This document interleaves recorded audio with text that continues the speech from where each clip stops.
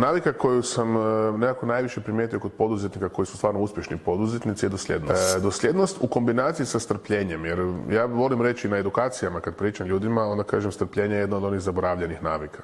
Odnosno jedna od onih zaboravljenih skillova, čak možemo staviti u kategoriju skillova. A s druge strane dosljednost, jer kad se odlučiš nešto raditi, onda to nastavi raditi.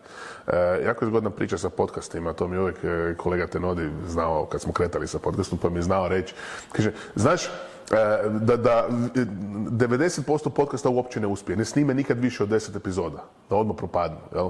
Mislim, ja ne bih rekao da propadnu, nego jednostavno ne snime više od 10 epizoda. I zapravo svaka epizoda preko te 10 se smatra nekakvim uspjehom u podcastu, a to je opet ta dosljednost. Ajmo nešto napraviti. Ne možeš promijeniti svijet jednom epizodom, ne možeš promijeniti svijet sa 100 epizoda, ne možeš promijeniti svijet sa 1000 epizoda. Ali ako si dosljedan i ako ne odustaješ od toga šta radiš i ako vidiš da ima ljudi koje zaista to zanima i ako nastaviš to raditi, možda fakat promijeniš svijet. Ne kažem da ćemo mi promijeniti svijet sa ovim, ali ko zna.